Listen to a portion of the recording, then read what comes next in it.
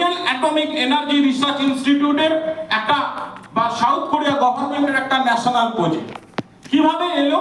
প্রথম কথা হচ্ছে যে আমরা সবাই জানি যে সাউথ কোরিয়া একটা উন্নত মানের দেশ, যেখানে প্রচন্ড পরিমাণে রেডিয়েশনের প্রভাব, এবং সেই রেডিয়েশনের প্রভাবের মাঝখানে থেকে দাঁড়িয়ে কোরিয়ান অ্যাটমিক এনার্জি রিসার্চ ইনস্টিটিউটের যে সমস্ত সায়েন্টিস্ট ছিলেন বা যারা ওখানে রিসার্চ করতেন, তারা বেশ কিছু ভয়াবহ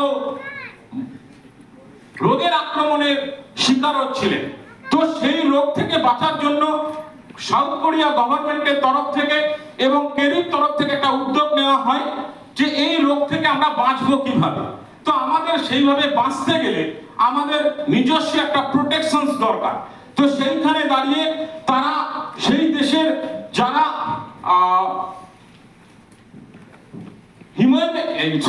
সেই দেশে যে সমস্ত রেডিয়েশনের উপরে সায়েন্টিস্ট রয়েছে, সেই সায়েন্টিস্টদেরকে 15 জনের টিমকে নির্দেশ দেয় এবং তারা 8 বছরের মধ্যে এই প্রোডাক্টটাকে রিসার্চ এন্ড ডেভেলপমেন্ট করে এবং সেটাকে রিকগনাইজ করে MFDS, এন্ড টোটালটাকে ডেভেলপ করে কোলমার BNH, এবং সেই ক্ষেত্রে অ্যাটমি জাস্ট ফর মার্কেটিং করছে বা কমার্শিয়ালি সারা পৃথিবীতে ছড়িয়ে দিচ্ছে।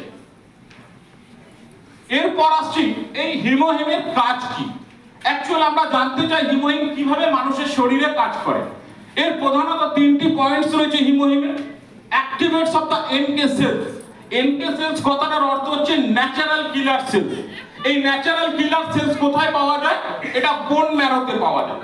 এই বোন ম্যারোতে যেমন আমাদের যে সমস্ত ব্লাড সেলস রয়েছে, সেই ব্লাড সেলস গুলো যেমন তৈরি হয় আবার 24 আওয়ার্স 48 আওয়ার্সের মধ্যে সেগুলো নষ্ট হয়ে যায়, কিন্তু আমাদের বোন ম্যারোর মধ্যে যে সমস্ত সেল, যেটাকে বাংলায় বলা হয় অস্থি বা মজ্জা, এর মধ্যে যে সেলটা তৈরি হয় সেটা জন্মগতভাবে তৈরি হয় এবং সেটা মৃত্যুর সাথে সাথে খতম হয়।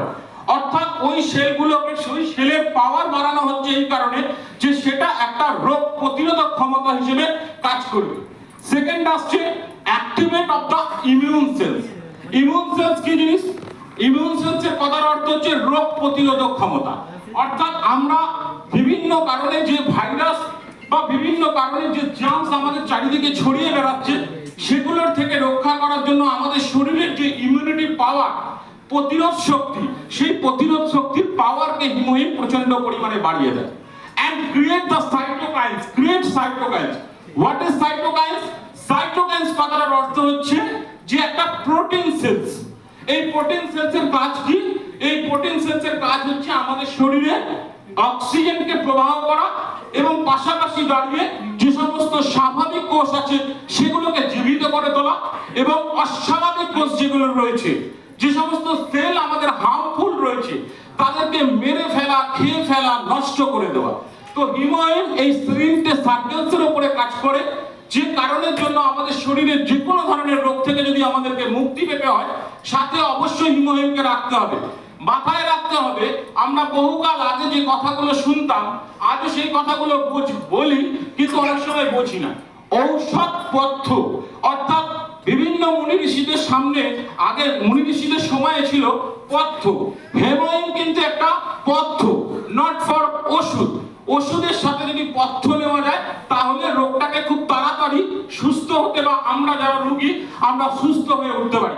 তো হিমোহিম আমাদের একটা পথ্য হিসেবে কাজ করে। সেকেন্ড, অ্যাটমি হিমোহিম কোন বয়সে আমাদের কিভাবে উপকার দেয়? অ্যাডাল্টস, অর্থাৎ আমাদের যৌবনে, যদি আমরা যৌবনে হিমোহিমকে সাথে নিয়ে চলতে পারি তাহলে আমাদের ক্লান্তি দূর হবে, অর্থাৎ ফিজিক্যাল ফিটনেস খুব সুন্দর থাকবে।